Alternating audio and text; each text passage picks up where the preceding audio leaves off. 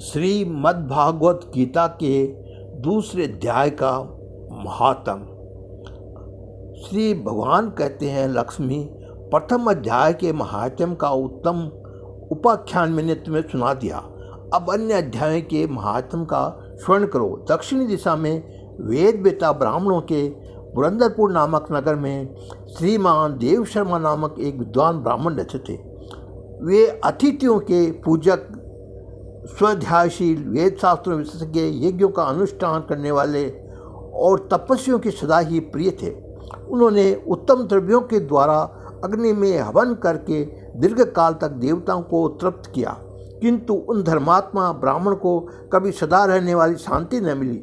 वे परम कल्याणमय तत्व का ज्ञान प्राप्त करने की इच्छा से प्रतिदिन प्रचुर सामग्रियों के द्वारा सत्य संकल्प वाले तपस्वियों की सेवा करने लगे। इस प्रकार शुभ आचरण करते हुए उन्हें बहुत समय बीत गया। तदनंतर एक दिन पृथ्वी पर उनके समक्ष एक त्यागी महात्मा प्रकट हुए।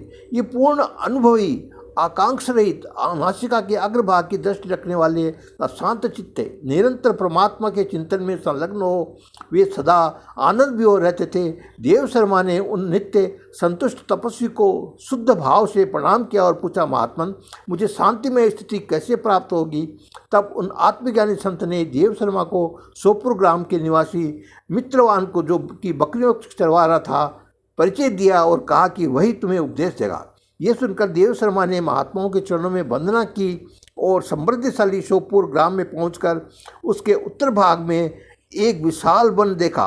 उसी वन में नदी के किनारे एक शिला पर मित्रवान बैठा था। उसके नेत्र आनंदरेख थे, निश्चल हो रहे थे। वह अल्प दृष्टि से देख रहा था। वह स्थान आपका स्वाभाविक वेद छोड़कर एकत्रित हुए परस्पर विरोधी जंतुओं को घिरा था। वहाँ उद्यान में मंद मंद वायु चल रही थी। मृगों के झुंड शांत भाव से बैठे थे और मित्रवान दया से भरी हुई आनंदमयी मनोहरणी दृष्टि से पृथ्वी पर मानो अमृत छिड़क रहा था। इस रूप में उसे देखकर देव शर्मा का मन प्रसन्न हो गया और वे उत्सुक होकर बड़ी विनय के साथ मित्रवान के पास गए। मित्रवान ने भी उसे अपने मस्तक को किंचित नमाकर देव शर्मा का सत्कार किया। तदंतर विद्वान देव शर्मा अनन्य चित्त से मित्रभाव के समीप गए और जब उसके ध्यान का समय समाप्त हो गया, उस समय उन्होंने उनके अपनी मन की बात के महाभाग में आत्मा का ज्ञान प्राप्त करना चाहता हूँ। मेरे इस मनोरथ की पूर्ति के लिए मुझे किसी ऐसे उपाय का उपदेश दीजिए जिससे द्वारा सिद्धि प्राप्त हो चुकी हो।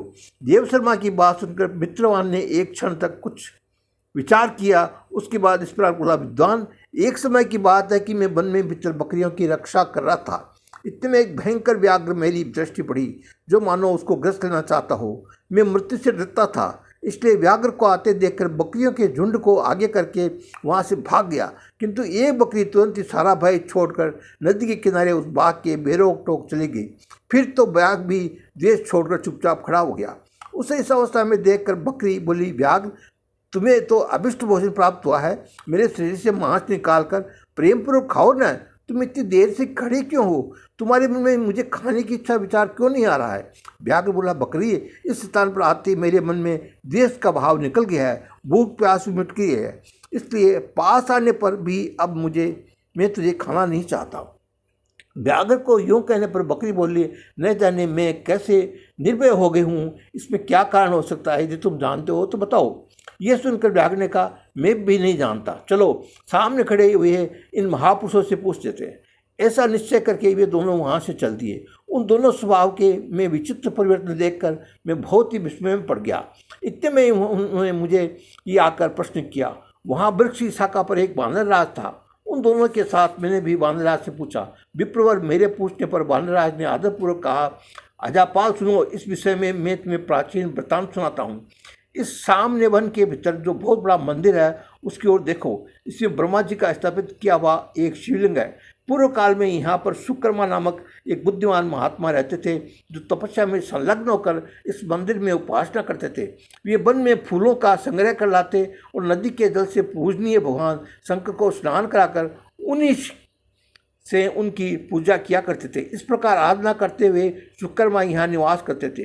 बहुत समय बाद उसके समीप किसी अतिथि का आगमन हुआ। सुकर्मा ने भोजन के लिए फल लाकर अतिथि को अर्पण किया। विद्वान में केवल तत्व ज्ञान की इच्छा से भगवान शंकर की आराधना करता हूँ। आज इस आराधना का फल परिपाक होकर मुझे मिल गया है, क्योंकि इसमें आप जैसे महापुरुष ने मुझ पर अनुग्रह किया।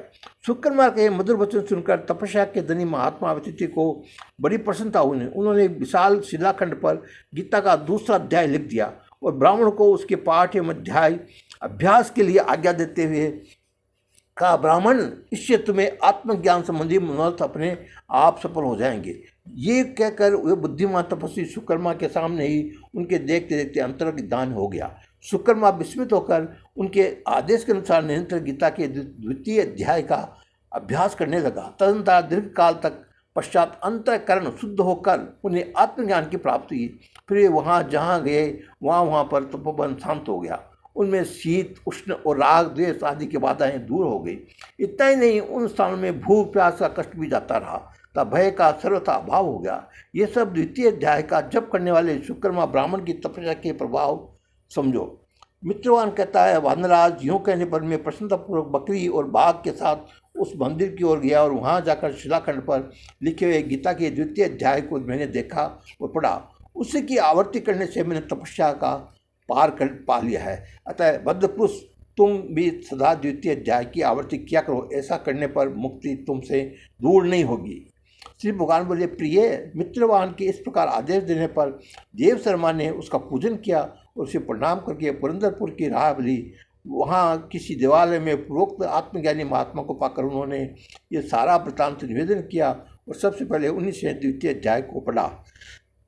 उनसे उपदेश पाकर शुद्ध अंतःकरण वाले देव शर्मा प्रतिदिन बड़ी श्रद्धा के साथ द्वितीय अध्याय का पाठ करने लगे। तब से उन्होंने परम पद को प्राप्त कर लिया। लक्ष्मी, ये द्वितीय अध्याय का उपाख्यान कहा गया है। हरे हरिओम तत्सत, हरिओम तत्सत, हरिओम तत्सत, हरिओम तत्सत, हरिओम तत्सत।